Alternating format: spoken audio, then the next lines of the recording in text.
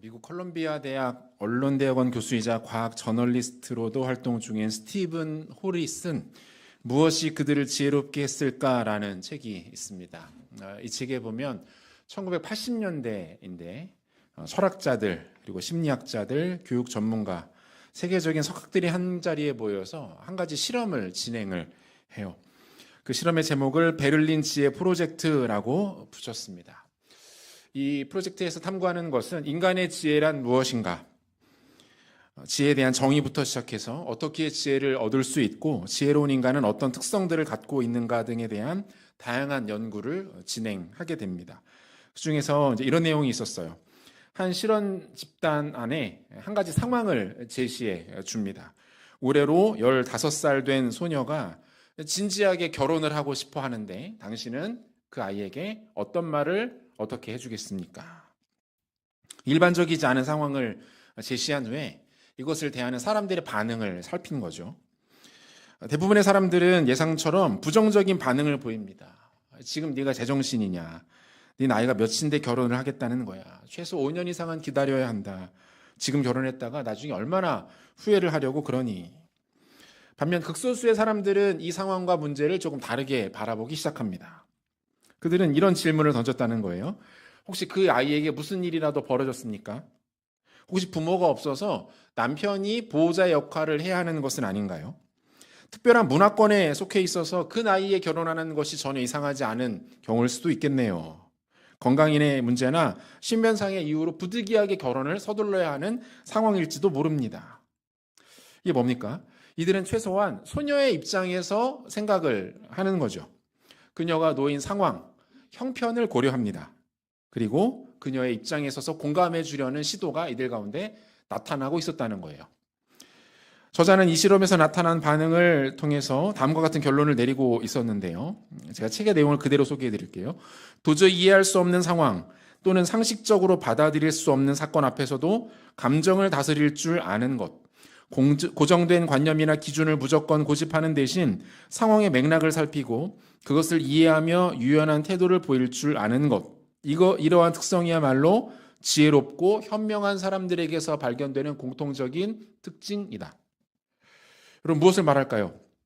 인간이 가진 지혜, 명철함, 현명함에 대해서 여러 접근, 다양한 정의가 있을 수 있겠죠. 하지만 그 가운데서 중요한 건 뭡니까? 이 사고의 유연함이라는 거예요.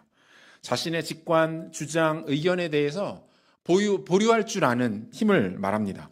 상황의 전후 맥락을 이해하고 상대방의 입장에 설 줄 아는 능력을 말하는 거예요. 넓은 시각, 그리고 인격적 유연함이야말로 지혜에 있어서 가장 근본적인 요소다라고 이 프로젝트는 이야기하고 있는 거죠. 지금으로부터 한 40년 전에 있었던 실험이고 그 가운데 도출된 메시지인데 어떻습니까? 오늘날에도 여전히 주목해 볼 만한 내용들이라고 생각을 합니다. 그리고 오늘 우리가 읽은 이 본문에서도 오랜 기간 동안 유대주의에 깊이 젖어 있었던 사람들에게 이 권면과 가르침은 매우 중요해 보이죠. 요바와 가이사랴에서의 모든 사역을 마친 베드로가 예루살렘으로 돌아옵니다. 소문은 발보다 빠른 법이죠. 베드로가 했던 사역의 내용과 결과들은 베드로보다 훨씬 더 빨리 예루살렘에 소개되어 있었어요. 이 모든 일들에 대해서 일부 사람들은 다소 민감하고 예민하게 반응합니다. 우리가 편의상 이들을 할레파 그리스도인이라고 부르도록 하겠습니다. 이 할레파 그리스도인들은 베드로를 만나자마자 그에게 맹비난을 퍼붓기 시작해요. 본문 2절을 보니까요. 베드로가 예루살렘에 올라갔을 때에 할례자들이 비난하여 이렇게 돼 있어요. 그래서 이 비난이라는 단어를 원어로 찾아보니까 디에크리논토 이렇게 돼 있어요. 이 단어는 적대적인 감정을 갖고 나와 타인을 구별하다 이런 뜻입니다. 쉽게 말해서 싸우자는 거예요. 단순히 의견이나 입장에 대한 반대가 아니라 인격적 저항이고 배척인 거죠. 게다가 이 동사가 미완료 시제를 취하고 있거든요. 그러면 뜻이 어떻게 되냐면 이 상태가 단회적으로 끝나는 것이 아니라 지속되면서 반복된다라는 의미를 갖게 됩니다. 그러니까 할레파 그리스도인들이 지금 감정적으로 대단히 격앙되어 있는 거예요. 그리고 그 상태로 베드로를 대하고 있죠. 마치 베드로가 큰 죄라도 지은 것처럼 그를 몰아붙이고 있는 겁니다. 그런데 이들이 베드로를 이렇게 대하는 것에는 나름의 분명한 이유가 있었습니다. 조금 전 2절에 보면 할례자들이라는 표현이 나오는데 헬라어를 보면 호이에크 페리토메스 이렇게 돼 있어요. 직역을 해보면 할례 받은 자 가운데 몇 사람 이런 뜻이에요. 그러니까 사도행전의 저자인 누가가 이 사람들에 대해서 할례자들이라고 굳이 소개한 이유가 있다는 거예요. 이 사람들 어떤 사람들이에요?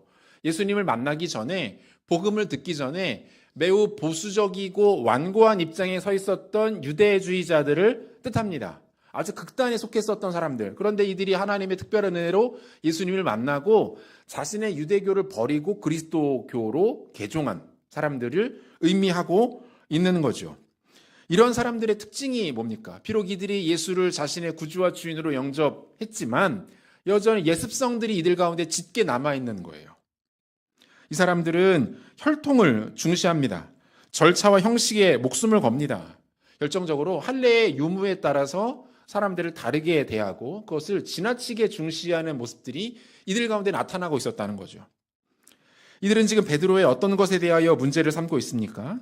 계속해서 3절을 보면 이르되 내가 무할례자의 집에 들어가 함께 먹었다 하니 이렇게 말해요. 베드로가 무할례자 즉 이방인들과 함께 식사한 것을 문제 삼습니다. 우리 생각에는 뭐 그게 그렇게까지 큰 문제가 되겠나라고 생각을 하겠지만 적어도 유대인들은 그렇지 않았어요.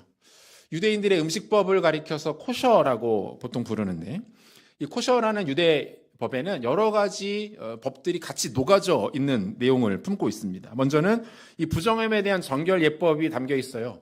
유대인들은 시장이나 길가에서 이방인들과 옷깃만 스쳐도 그것으로 자신이 영적으로 오염되었다라고 느낍니다. 그런 사람들이 이방인들과 같이 식사를 나눈다는 것은 생각할 수도 없는 일이겠죠. 또한 이방인들과 함께 나눈 음식들 중에서는 유대인들이 먹어서는 안 된 율법에서 부정한 것으로 규정되어 있는 식재료들이 포함되어 있을 가능성도 높겠죠.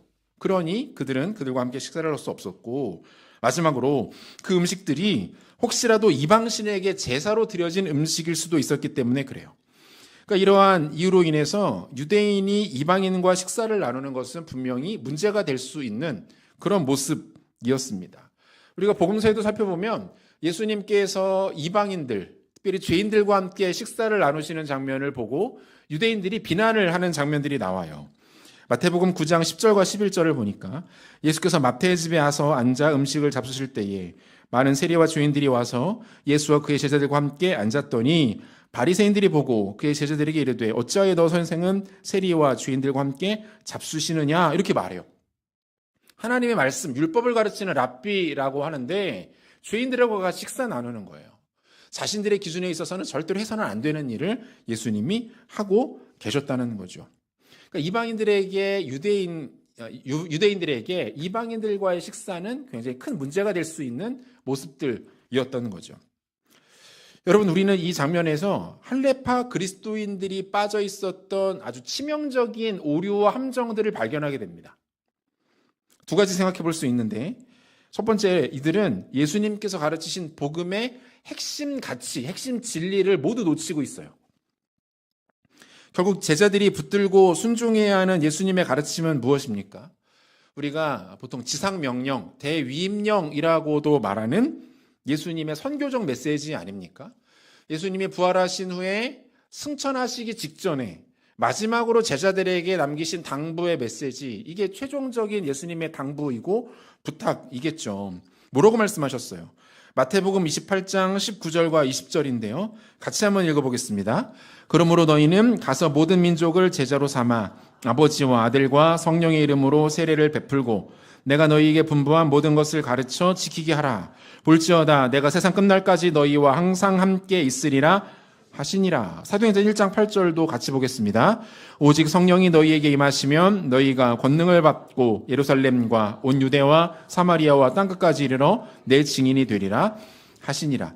예수님의 강조점은 단 한 번도 바뀐 적이 없어요. 혈통, 인종, 문화, 언어 넘어서라는 거예요. 예수님이 온 인류를 위해서 십자가에 죽으셨다는 겁니다. 모든 혈통과 모든 백성들을 위하여 부활하셨다는 거예요. 복음의 대상에는 제한이 없다. 이것을 예수님 강조하셨죠. 그러므로 유대인들이 예루살렘과 유대 지역에만 머물려고 하는 것은 잘못된 겁니다. 예수님의 구속사역을 이해하고 있지 못하는 것이고 결과적으로 예수님의 명령에 대하여 불순종하는 모습이 되는 거죠. 우리가 사도행전 8장 살폈었는데 빌립 집사의 사마리아 사역이었습니다. 그가 사마리아 지역에서 복음을 전하자 성령께서 그 가운데 놀랍도록 일하십니다. 이 소식을 들은 사도들이 빌립 집사의 사역 현장이었던 이 사마리아 지역에 찾아오죠. 그런데 의외로 당시 사도들의 반응이 시큰둥합니다. 크게 환영하는 분위기가 아니었죠. 그러니까 오늘 본문에 나오는 이 할레파 그리스도인들의 모습과 사마리아 지역을 찾았던 사도들의 모습은 크게 다르지 않아 보여요. 머리로는 알고 있어요. 예수님 그 명령하셨지. 우리 그거 지켜야 하지. 하지만 여전히 마음적으로 정서적으로 그 말씀들을 받아들이지 못하고 있는 모습을 보고 있는 겁니다. 예수님의 그 말씀 앞에 여전히 자신들의 혈통적, 문화적, 태생적 한계들이 걸려 있고 그것으로 인하여 온전한 순종, 헌신하고 있지 못한 거예요. 뭡니까? 이들이 아직 예수님의 복음을 정확하게 이해하고 있지 못한 거예요. 그들이 저지르고 있는 실수 두 번째는 자신들의 완고한 기준으로 인해서 베드로의 행동을 함부로 정죄하고 있다는 거예요. 이방인들에게 복음의 능력이 나타났습니다. 그 과정에서 베드로가 이방인과 교제를 나눴어요. 이야기를 이 할레파 그리스도인들이 듣습니다. 그들의 입장에서는 이해, 납득, 공감되지 않는 부분이에요. 그러면 어떻게 하는 것이 지혜로운 모습일까요? 일단은 기다려야죠. 당사자인 베드로를 만나서 들어야죠. 그가 소명할 기회를 주어야죠. 그 가운데에서 하나님의 뜻이 어떻게 나타났는지, 하나님 어떻게 일하셨는지를 확인해야죠. 그렇게 다 듣고 반응했어도 늦지 않았을 겁니다. 그런데 할레파 그리스도인들은 그렇게 하지 않아요. 자신들의 완고한 기준을 앞세웁니다. 귀를 열어 듣지 않는 거예요. 상대방의 상황에 대하여 공감할 생각이 전혀 없는 거죠. 여러분, 이러한 모습은 어리석고 교만하고 지혜 없는 사람들에게서 나타나는 아주 중요한 특징이기도 합니다. 1986년 1월 28일 미국이 쏘아 올린 우주왕복선 챌린저호가 발사 73초 만에 공중에서 폭발하는 사고가 있었어요. 이 사고로 탑승했던 승무원 7명 전원이 사망하게 되었습니다. 당시 이 사고는 미국 전역은 물론이고 전 세계에 생중계되고 있었거든요. 전 세계 사람들이 보는 앞에서 항공 우주선이 폭발하는 모습을 보면서 모두가 큰 충격에 휩싸이게 되었습니다. 이 안타까운 사고의 원인은 작은 고무 부품 하나 때문이었어요. 발사 당일 기온이 급격하게 떨어졌고 이 과정에서 고무 소재의 부품이 얼어붙으면서 로켓 부스터의 이음새에 미세한 틈이 발생하게 된 거죠. 사고에 관한 진상조사가 이루어지면서 더 충격적인 사실들이 계속 밝혀지게 됩니다. 현장의 기술자들은 이 문제를 포착하고 이미 상부에 몇 차례 보고했다는 거예요. 이런 위험성이 있습니다. 당일 날씨가 추울 것으로 예상되니 발사 날짜를 미루는 것이 좋겠습니다. 하지만 본부에서는 과거에 동일한 사례가 있었지만 크게 문제가 되지 않았다는 점을 이유로 또한 이미 발사 날짜가 확정되었고 미루기에는 막대한 비용과 행정 절차가 필요하다는 이유를 내세워서 현장 기술자들의 의견을 묵살하고 맙니다. 자신들이 이미 결론을 다 내려놓은 거예요. 비슷한 일이 있었는데 그거 문제되지 않았어. 날짜를 옮기려면 더 많은 어려움과 불편함이 필요해. 그렇게 하지 않겠어. 정작 현장에서 중요한 이야기를 하는 사람들의 말에 대하여 귀를 닫은 거죠. 독선과 고집에 붙잡혀서 정작 챙겨야 됐을 본질과 핵심을 모두 놓쳐버리고만 최악의 사례로 이 사건은 남게 됩니다. 베드로는 할레파 그리스도인들의 이와 같은 공격에 휘둘리지 않습니다. 감정적으로 반응하지 않아요. 그들의 태도와 모습을 보면서 불쾌하게 여기지 않습니다. 그들의 의견을 당장에 반박하기 위해서 자신의 논리를 급하게 꺼내들지도 않습니다. 베드로는 먼저 충분히 그들의 이야기를 들어줘요. 그들의 감정과 마음을 받아줍니다. 매우 지혜롭게 이 상황에 대하여 대처해 나가고 있는 거예요. 근데 여러분, 우리가 베드로의 성품을 그래도 어느 정도 알잖아요. 다혈질적인 사람 아니었습니까? 이성보다 감정이 앞서는 사람 아니었어요. 그랬던 베드로가 어떻게 이 상황을 이렇게 지혜롭게 넘길 수가 있었을까요? 그 이유가 뭘까요? 베드로에게 진리가 있었기 때문에 그래요. 베드로가 진리를 보았거든요. 성령께서 일하시는 놀라운 역사를 보는 거예요. 진리가 무엇인지를 그는 확인하고 있는 거죠. 진리가 어디에 있고 무엇이었는지를 그는 이미 소유하고 있었기 때문에 급할 것이 없는 겁니다. 마음이 조급하거나 초조해질 이유도 없습니다. 상대방이 먼저 그 마음에 있는 부정적인 것, 불편한 것들을 다 쏟아내도록 기다립니다. 그리고 이후에 자신 안에 있는 진리를 서서히 꺼내어 소유게 하기 시작하는 거예요. 주 안에 사랑하는 성도 여러분, 진리를 보았고 진리를 소유하고 있는 사람들은 쉽게 초조함을 느끼지 않습니다. 상대방의 반응에 의해서 도발되지 않아요. 진리를 갖고 있는 사람들은 그 안에 특유의 여유로움이 있습니다. 품격이 있어요. 온유함이 나타나는 거죠. 베드로에게서 지금 이러한 모습들이 발견되고 있는 거죠. 베드로에게서 나타나는 이 성숙한 제자의 모습들 구체적으로 좀 더 살펴보죠. 두 가지로 정리하겠습니다. 베드로가 보이는 제자의 품격, 첫 번째는 그는 자신이 가지고 있는 진리를 차분하게 설명하고 있어요. 본문 4절인데요. 4절 같이 한번 읽겠습니다.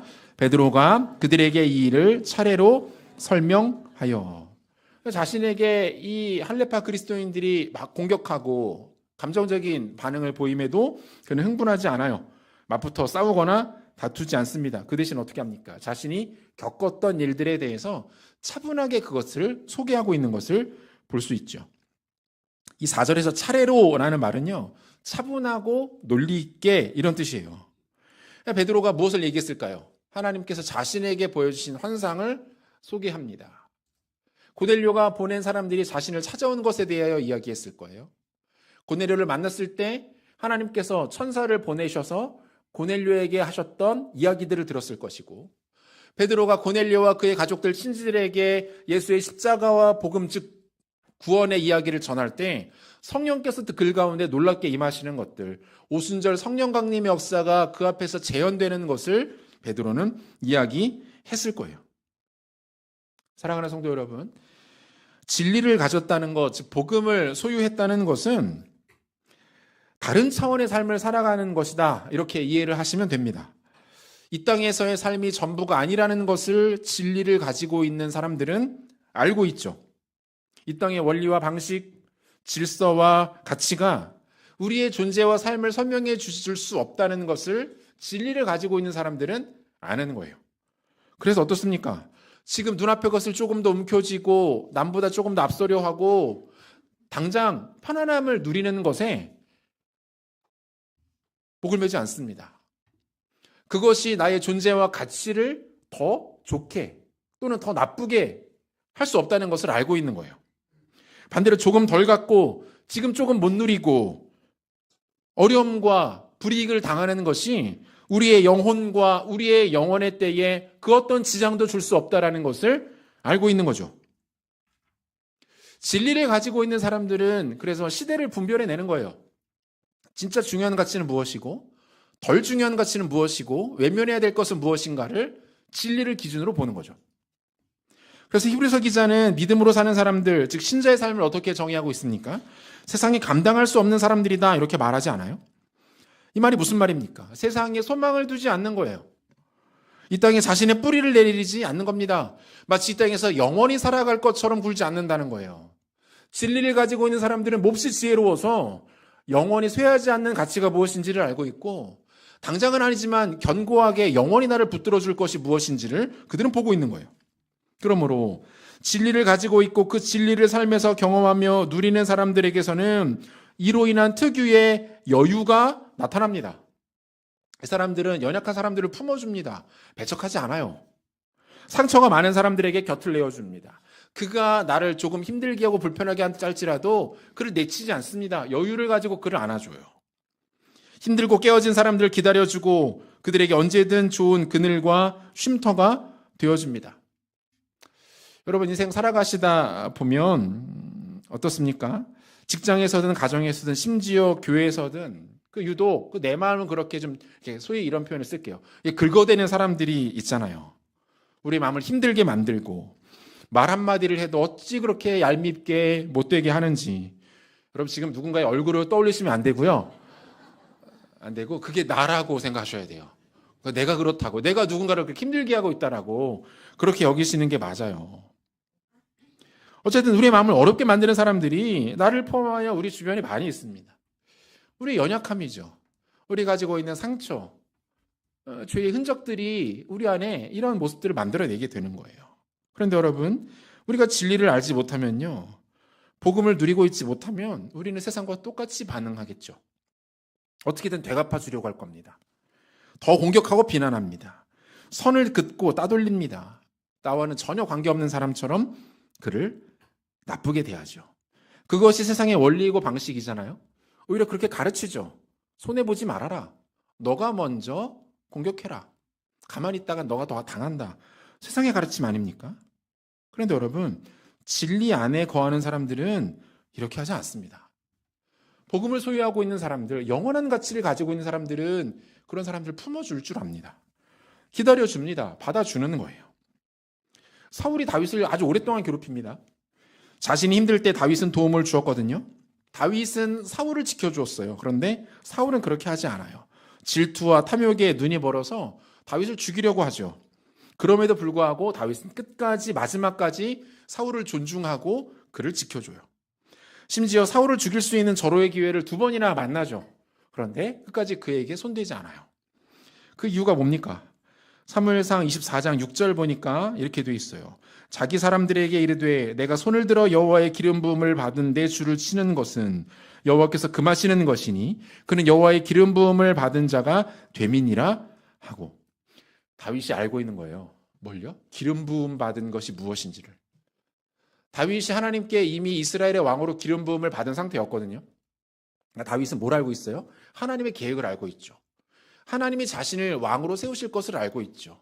기름 부음 받는다라는 것이 얼마나 존귀하고 영광스러운 것인지를 다윗은 경험하여 알고 있는 거예요.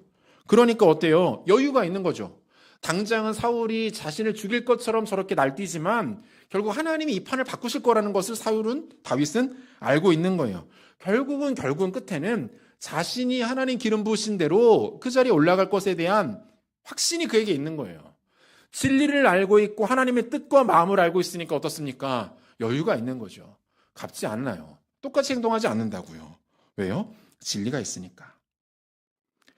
개그맨 장동민 씨라는 분이 있어요. 한 번은 이분이 어떤 토크쇼에 나와서 유재석 씨에 대한 감사를 공개적으로 표현하는 것을 본 적이 있습니다.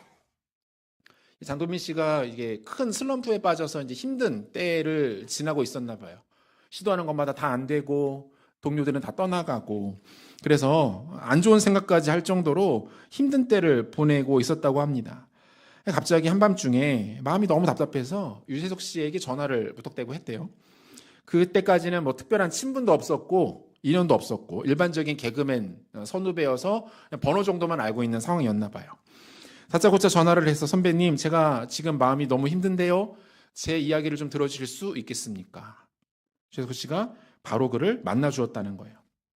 그 앞에서 자신의 모든 살아온 이야기, 현재 상황들, 고민들, 힘든 것들을 다 쏟아냈다고 합니다. 그리고 유재석 씨는 장동민 씨의 이야기를 그저 묵묵히 들어주기만 했다는 거예요. 마지막에 딱 한마디 했대요. 야, 동민아, 내가 너의 상황이 아니기 때문에 너를 100% 이해할 수는 없을 것 같아. 그런데 너 참 힘들었겠구나. 근데 장동민 씨가 그렇게 자신의 속마음을 다 털어놓고 나니까 그 자리에서 한 가지 결심이 서더라는 거예요. 아, 내가 이렇게 살아서는 안 되겠다. 내가 잘 살아야 되겠다. 내가 열심히 한번 살아봐야 되겠다. 이런 마음이 들면서 그 자리에서 툭툭 털고 일어나서 회복을 경험하게 되었다라는 이야기를 했습니다. 여러분 뭡니까? 유재석 씨는 당시 장동민 씨보다 여러 상황과 영역에 있어서 나은 위치, 상황에 있었던 사람이죠. 한마디로 그는 여유가 있는 사람이었어요. 그런 사람이 공경에 처한 사람, 연약한 상황에 놓여 있고 위기에 처한 사람을 받아줍니다. 품어주는 거예요. 그 연약함을 보듬어주고 그 부정적인 건 안 좋은 것들을 쏟아낼 수 있는 장을 그가 만들어 준 거죠. 그랬더니 그 가운데서 자연스럽게 회복이 일어나는 거예요. 상담의 효과가 그 자리에서 자연스럽게 나타나 버리는 거예요. 사랑하는 성도 여러분, 복음을 알고 있는 사람, 진리를 그 마음 가운데 가지고 있는 사람, 그러한 사람들에게 이와 같은 모습이 나타나게 되더라는 겁니다. 바라기는 진리를 가진 자, 복음을 소유한 자의 넉넉함과 여유를 갖추시는 지혜로운 성도님들 되시기를 소원합니다. 우리 힘들게 하는 사람들이 있겠죠. 싫고 불편한 사람들이 있을 수 있습니다. 하지만 우리 안에 계신 성령의 능력과 은혜로 말미암아 그런 분들 좀 받아주세요. 좀 기다려 주십시오. 품어 주십시오. 그때에 성령께서 우리 가운데 주시는 제자의 존귀한 품격이 여러분들의 삶 가운데, 선폰 가운데 나타나게 될 줄로 믿습니다. 베드로가 보이는 제자의 품격 두 번째는 그가 하나님 경외함을 드러내고 있다는 겁니다. 본문 17절인데요. 17절 한 목소리로 같이 읽겠습니다. 그런즉 하나님이 우리가 주 예수 그리스도를 믿을 때에 주신 것과 같은 선물을 그들에게도 주셨으니 내가 누구이기에 하나님을 능히 맡겠느냐 하더라. 이렇게 되어 있어요. 베드로는 할레파 그리스도인들에게 그간에 있던 모든 상황에 대하여 소개합니다. 그리고 결론을 어떻게 맺고 있습니까? 내가 누구이기에 하나님을 능히 맡겠느냐의 결론이에요. 하나님께서 이방인들에게도 성령 주시기를 원하셨다. 하나님이 유대인뿐만이 아니라 이방인에게도 똑같은 은혜 주시기를 원하신다. 내가 어떻게 맡겠는가? 이 말이죠. 여러분 여기서 막다라는 헬라어 동사가 콜루이사이라는 단어가 쓰이고 있는데 이것은 단순히 물리적으로 막는다라는 의미를 갖는 게 아니라 하나님의 뜻과 마음을 인간이 생각과 판단으로 막아서는 것을 의미해요. 이 단어가 쓰인 용례를 보면 마태복음 19장 14절을 보니까 예수께서 이르시되 어린아이들을 용납하고 내게 오는 것을 금하지 말라. 천국 이른 사람의 것이니라. 여기서 금하다에 같은 단어가 사용되고 있어요. 그러니까 하나님의 뜻, 하나님의 마음, 그분의 계획에 대해서 거스를 수 없고 그래서도 안 된다. 베드로가 이 얘기를 하고 있는 거예요. 무엇을 말합니까? 그럼 베드로의 관심은 지금 어디에 있어요? 사람들의 비판, 동료들의 평가, 그들의 의견, 자신과 조금 입장이 다른 사람들의 강력한 주장에 있지 않은 거죠. 베드로의 관심은 어디 있습니까? 하나님의 뜻이 어디에 있는가가 그의 관심이에요. 하나님 이 상황에 대해서 어떻게 생각하시고 여기시는가가 그에게는 중요했던 거예요. 그게 가장 중요했던, 그게 전부였던 거예요. 하나님께서 이방인들에게도 동일한 성령 주시기 원하십니다. 내가 어떻게 그분의 뜻을 인정하지 않을 수 있겠습니까? 라고 말하고 있는 거예요. 주 안에 사랑하는 성도 여러분, 제자의 품격과 가치는 어디에서 드러납니까? 하나님만 의식할 때 제자는 빛이 나는 줄로 믿으시기를 바랍니다. 하나님 경외하고 하나님 눈치만 보시면 됩니다. 세상의 눈치를 보실 필요 없습니다. 이 상황에서 내가 어떻게 해야 되지? 이 상황에서 내가 어떻게 처신해야지 더 잘 될 수 있고 피해와 손해를 막을 수 있지? 저 사람이 힘이 있어 보이는데 저 사람에게 잘 보이기 위해서 내가 어떻게 하면 되지? 여러분 생각보다 중요하지 않아요. 제자는 하나님의 눈치만 보면 됩니다. 세상에 그 누구의 눈치도 그 무엇의 간섭도 받지 않을 수 있어요. 반대로 하나님 경외하지 않고 하나님 눈치 보지 않고 살아가기 시작하면 오만 가지 것들 눈치 봐야 합니다. 수많은 것들이 우리를 두렵게 만듭니다. 우리를 무섭게 만들 거예요. 우리를 낙담시키도록 할 겁니다. 비굴하고 비참하며 피곤한 인생을 살아갈 수밖에 없는 거죠. 1521년 3월 신성 로마 제국의 황제 카를 5세가 보름스 제국의회라는 것을 수집합니다. 종교개혁가 마틴 루터에 대한 종교재판을 하기 위한 모임이었어요. 그리고 루터를 피고인 신분으로 소환을 하죠. 루터의 동료들이 다 뜯어 말립니다. 거기 가면 안 됩니다. 가면 살아 돌아오지 못합니다. 죽음의 문으로 들어가는 것과 다를 바가 없습니다. 루터가 이렇게 대답했다고 해요. 보름스의 지붕 기와장만큼이나 많은 마귀들이 자리 잡고 있다 해도 나는 그곳에 갈 것이네. 그렇게 재판이 열립니다. 당시 재판을 맡은 대주교는 루터에게 두 가지 물어요. 그대는 이 책들이 그대의 이름으로 출판된 것을 인정하는가? 여기서 말하는 이 책은 면죄부 판매에 대한 비판, 가톨릭 교회의 모순과 비리를 정리한 루터의 저서들을 말해요. 또한 이신층의 오직 믿음으로 말미암아 구원에 이른다라는 루터가 성경을 통해 깨달은 신학사상을 정리한 내용들을 말하죠. 두 번째로 묻습니다. 그대는 이 책들에 담긴 모든 내용을 철회할 각오가 되어 있는가? 한마디로 지금까지 너가 주장하고 가르쳤던 것들 공개적으로 취소하라는 거예요. 그렇게만 한다면 모든 것을 용서하고 더 이상 책임을 묻지 않겠다. 이렇게 말하는 거죠. 어떻게 보면 이 재판은 루터에게 있어서 그가 살아남을 수 있는 마지막 기회이기도 했습니다. 루터는 재판장에게 자신의 생각을 정리할 시간을 달라고 합니다. 하루의 시간을 줍니다. 다음날 다시 재판대 앞에선 루터가 이렇게 말합니다. 성경의 증거들과 명백한 이성에 비추어 나의 잘못이 증명되지 않는 이상 나는 교황과 공의회의 권위를 인정하지 않겠습니다. 내 양심은 오직 하나님의 말씀에 사로잡혀 있습니다. 나는 아무것도 철회할 수 없고 또 그럴 생각도 없습니다. 하나님이여 이 몸을 도우소서. 아멘. 무슨 말이에요? 당신들 눈치 보지 않겠다는 거예요. 당신들이 무슨 이야기를 어떻게 하고 나를 겁박해도 저는 당신들의 눈치를 볼 생각이 없습니다. 이 재판에서 루터는 결국 이단으로 낙인 찍힙니다. 카를 5세와 가톨릭 세력들은 그를 암살하려고 수많은 시도를 해요. 하지만 하나님은 그의 동역자들과 당시의 복잡한 정치 상황을 사용하셔서 그를 보호해 주시고 지켜 주십니다. 루터에게 나타나는 신자의 제자의 품격이죠. 어떤 일이 일어나도 당신들 눈치 보지 않습니다. 저는 하나님 한 분만 봅니다. 하나님의 진리가 어디에 있는지를 저는 주목할 겁니다.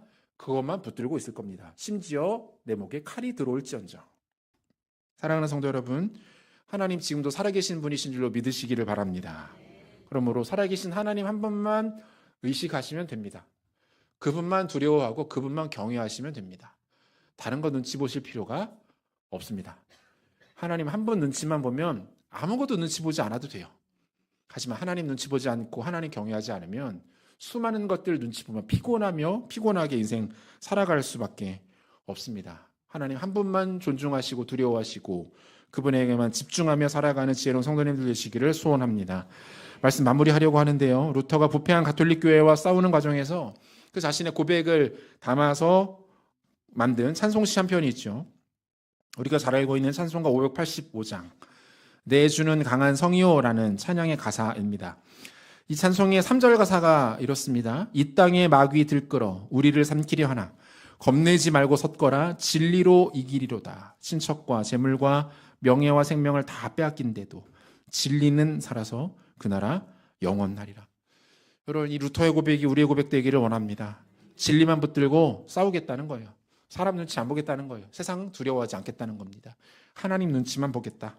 하나님만 경외하겠다. 여러분, 이것이 진리를 소유하고 진리를 누리는 사람에게서 뿜어져 나오는 여유이고 품격이며 가치인 것이죠. 바라기는 진리를 가진 자답게 복음을 소유한 그리스도의 영광스러운 제자들답게 우리에게 주어진 믿음의 길을 걸어가시고 우리 주변에 연약한 사람들 기다려주시고 품어주시고 그들을 끌어 안아주심으로 제자의 품격을 보이시고 다른 것 아니라 하나님 한 분만 경외하고 그분만 바라봄으로 인하여 삶의 참된 평안과 승리를 경험하시는 지혜로운 성도님들 되시기를 우리 구주 예수 그리스도 이름으로 축원합니다. 같이 기도하겠습니다.